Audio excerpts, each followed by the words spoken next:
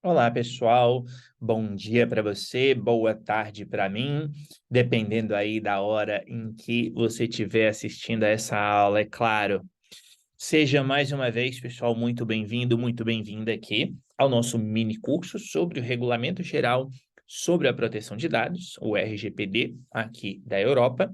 Essa é a aula número 12 do nosso curso, e nesta aula número 12, pessoal, nós iremos falar sobre um dos princípios do RGPD, né, que às vezes fica um pouquinho esquecido, né, e eu vou dizer o porquê daqui a pouquinho que ele fica esquecido, mas que é o princípio da responsabilidade. E o princípio da responsabilidade, apesar de ficar um pouquinho esquecido, não só, diria eu, é o mais importante de todos, né? Como também ele é efetivamente a novidade aí do regulamento europeu. Então, já clarificando para você, por que que o princípio da responsabilidade fica um pouquinho escondido, né, ou fica um pouquinho de lado? Porque geralmente quando as pessoas vão falar sobre os princípios no regulamento europeu, no RGPD, as pessoas olham lá para o artigo 5º e aí olham lá para os princípios que estão no número 1, que a gente explicou nas aulas anteriores, né? Licitude, lealdade e transparência, o da segurança, o da exatidão, minimização de dados, limitação das finalidades. E o pessoal não percebe, muitas vezes, eu já vi gente falando que não tinha percebido, o que está no artigo 5º número 2, que é o princípio da responsabilidade. Então é por isso que eu digo que às vezes o princípio da responsabilidade no RGPD fica um pouquinho escondido, porque o pessoal olha sempre lá para o número 1, mas não olha para o número 2, né? Ainda que ele seja, como eu disse, o mais importante, e ele é o mais importante ao meu ver, por quê? Porque, pessoal, isso já tem a ver com o fato do princípio ser a novidade. Por que que esse princípio da novidade, da responsabilidade é uma novidade no regulamento europeu? E, aliás, eu vou até começar por essa. Por que que ele é uma novidade? E depois mostrar por que que ele é mais importante. O princípio da responsabilidade, ele é uma novidade porque até a entrada do regulamento europeu, portanto, com a diretiva 95/46, que eu falei para vocês lá na nossa primeira aula do curso, né? Se você não se lembra, dá uma olhadinha na aula, né? Tá lá disponível para você. Mas enquanto existia a diretiva 95/46, as empresas, para realizar atividades de tratamento de dados pessoais, qualquer atividade de tratamento, elas tinham de pedir autorização para as autoridades de controle. Então, repito, durante a existência da Diretiva 95/46, portanto, até 2018, se uma empresa quisesse fazer uma atividade de tratamento, ela precisava enviar a documentação para a autoridade de controle do seu respectivo Estado-membro, pedindo autorização. Posso fazer essa atividade? E aí, as autoridades diziam sim, pode, não pode, altera aqui, altera ali. Beleza, tá? Com o regulamento europeu, houve aqui uma inversão. Inversão por quê? Porque antes, durante a diretiva, existia uma espécie de controle prévio das atividades. Prévio porque as empresas precisavam pedir autorização para realizar a atividade de tratamento. Então, as autoridades de controle, as autoridades supervisoras, o que que elas faziam? Elas olhavam para a atividade de tratamento, então fazia essa espécie de controle prévio, dizendo, ok, pode, ou não, não pode. Com o regulamento europeu, isso deixou de existir. Com o regulamento europeu, a partir de 2018, não há mais a necessidade de pedir autorização. Então, a ideia de autorização acabou, deixou de existir. Agora, as empresas, e aqui obviamente que é só jeito de dizer, mas as empresas fazem o que elas quiserem. Se a empresa quer fazer o tratamento assim ou assado, ela vai lá e faz. Só que e por isso que é uma novidade. Isso é uma novidade, porque tirou o prévio, o controle prévio, e colocou uma espécie de controle a posteriori, né? Um controle posterior, porque aí, se a empresa está fazendo algo e a autoridade percebe que está errado, alguém reclama, não sei o quê, a autoridade vem lá e controla. Então, essa é a novidade.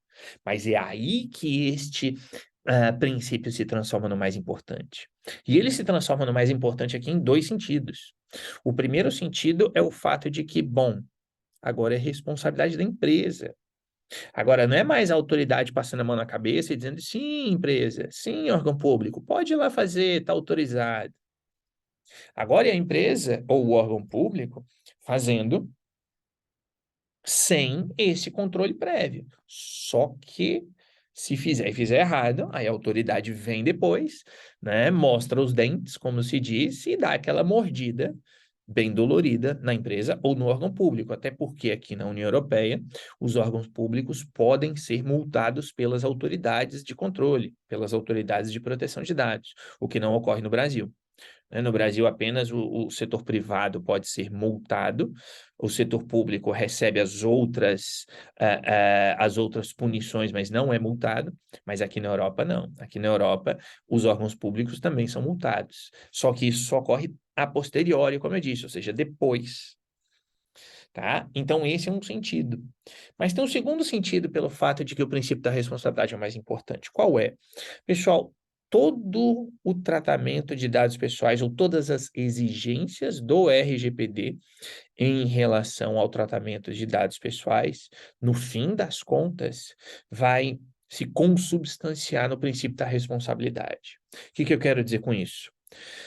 Você precisa cumprir com o princípio da licitude, lealdade e transparência. Você precisa cumprir com ah, ah, o princípio da limitação de finalidades, com o princípio da minimização de dados, com o princípio da exatidão, princípio da segurança, e por aí vai, todos os princípios. Você precisa ter uma base legal. Você precisa estabelecer as medidas de segurança para evitar violações. Só que, de novo, aqui é a empresa fazendo, entre aspas, do jeito que ela bem entender, do jeito que ela acha que é o melhor. Isso é o princípio da responsabilidade.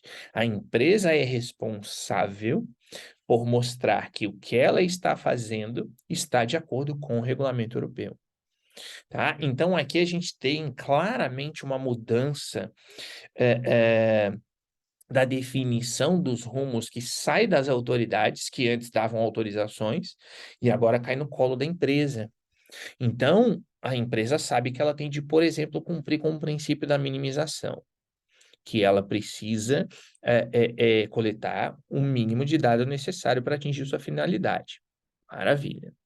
Só que aí o que que acontece? Cabe à empresa, então, com base no princípio da responsabilidade, provar que ela só coletou o mínimo necessário. A empresa precisa lá, como eu falei na aula anterior, aplicar as medidas de segurança. Beleza, então compete à empresa provar a sua responsabilidade, dizendo: olha, as medidas de segurança que eu escolhi são proporcionais ao nível de risco aqui da atividade de tratamento.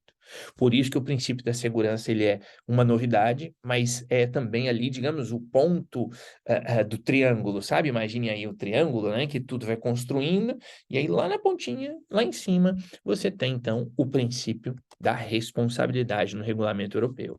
Tá? Por isso que eu coloco, né? Ele é realmente uma das grandes novidades do RGPD em relação à diretiva, como eu já disse.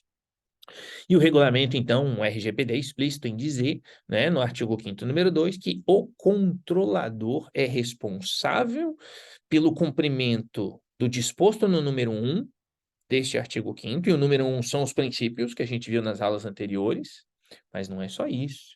Não é só dizer que ele é responsável por cumprir com os princípios, mas o controlador deve ser capaz de comprovar que cumpre com esses princípios. Então não basta o controlador dizer, não, claro, eu coleto o mínimo de dados necessários para atingir a finalidade. Isso ele está dizendo, maravilha, tá?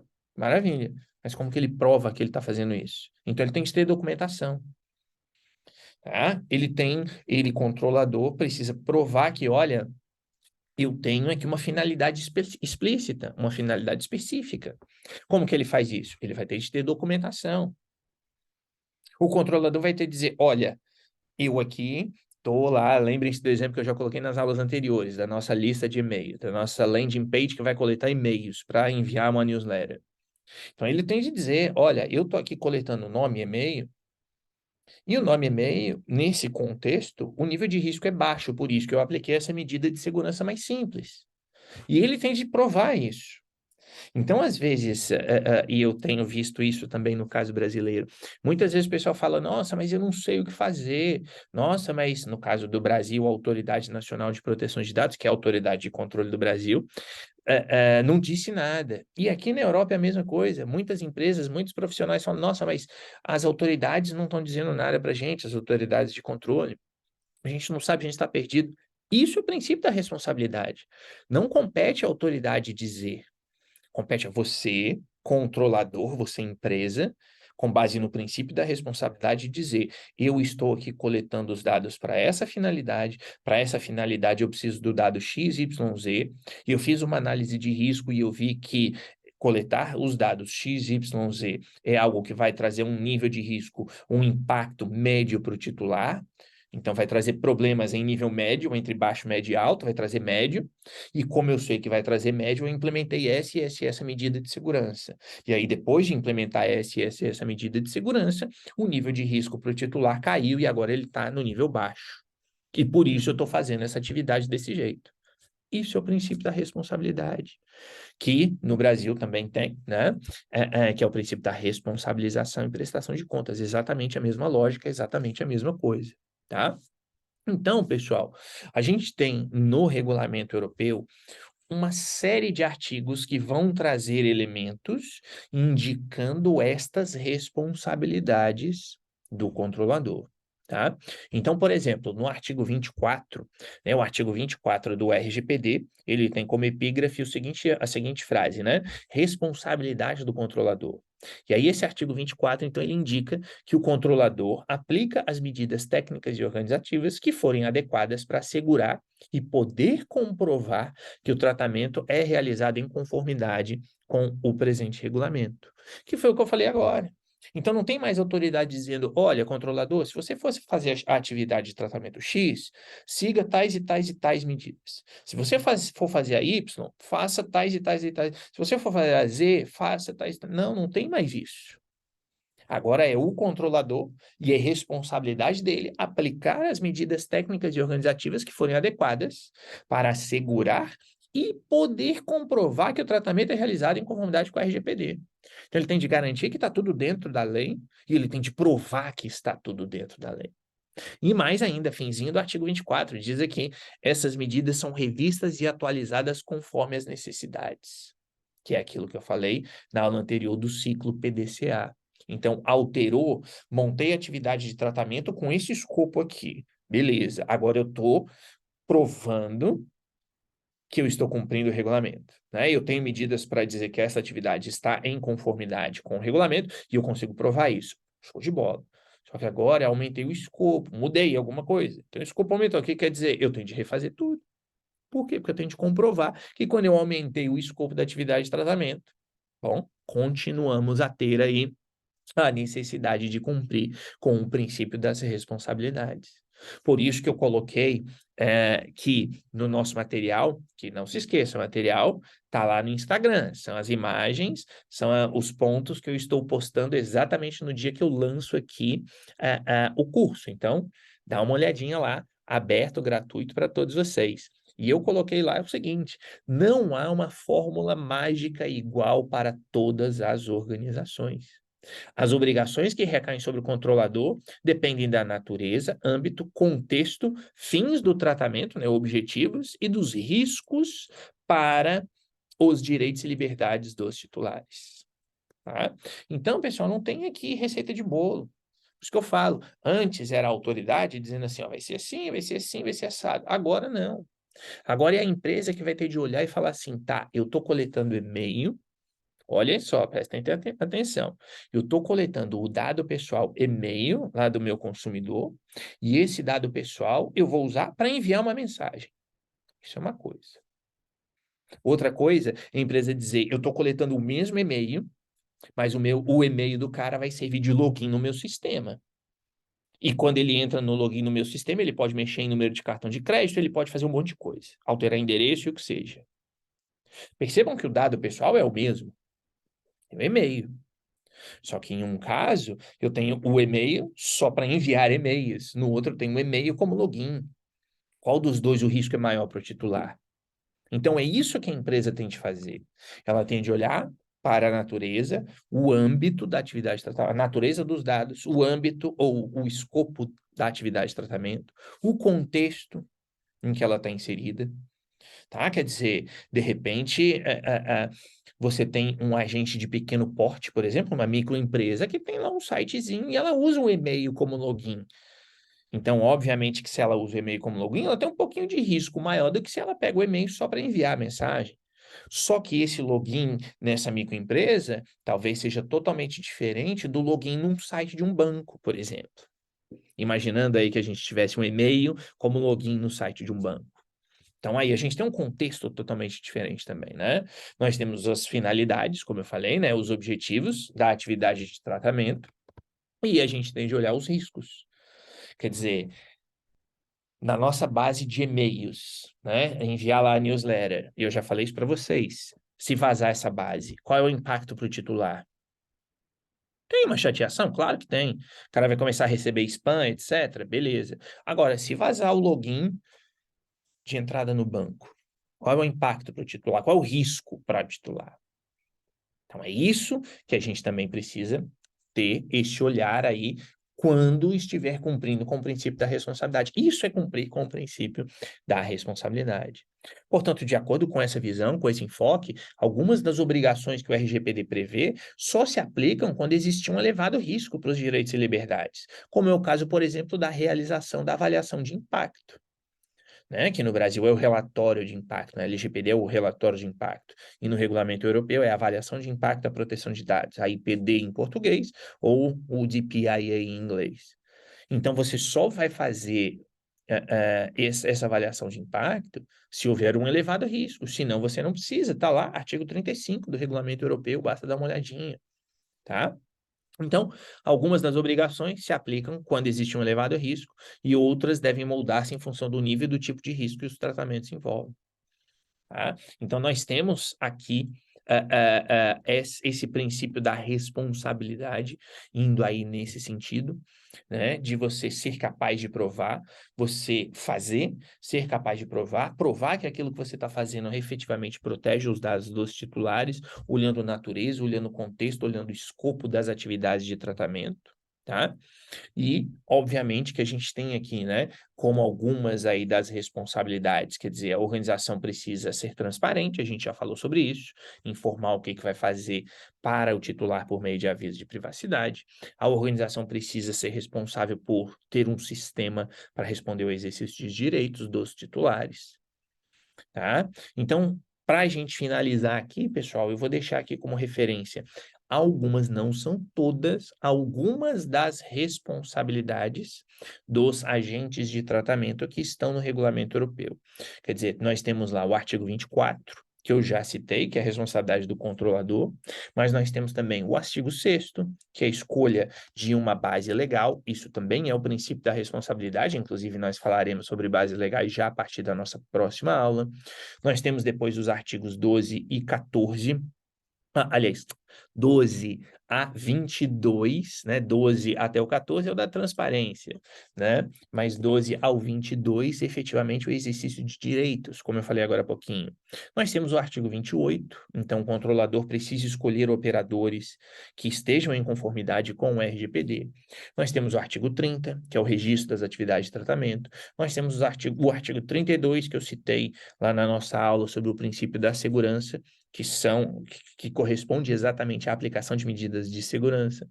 Nós temos o artigo 33 e 34, por exemplo, que é a obrigação de violação de dados pessoais para a autoridade e ou para os titulares. Nós temos o artigo 25, que fala sobre o Privacy by Design, que é outra obrigação. Nós temos lá o capítulo 5, que é sobre transferências internacionais. Então, tudo isso está embutido no princípio da responsabilidade no RGPD. A empresa precisa cumprir com esses itens para estar de acordo com o RGPD, mas ela precisa provar que está cumprindo. Não basta só dizer, ela tem de provar que está cumprindo, e ela também tem de provar que isso que ela está fazendo é capaz de proteger os dados pessoais dos titulares. Pessoal, por hoje é só. A gente vai ficando por aqui nessa aula sobre o princípio da responsabilidade. Espero que tenha ficado claro para você.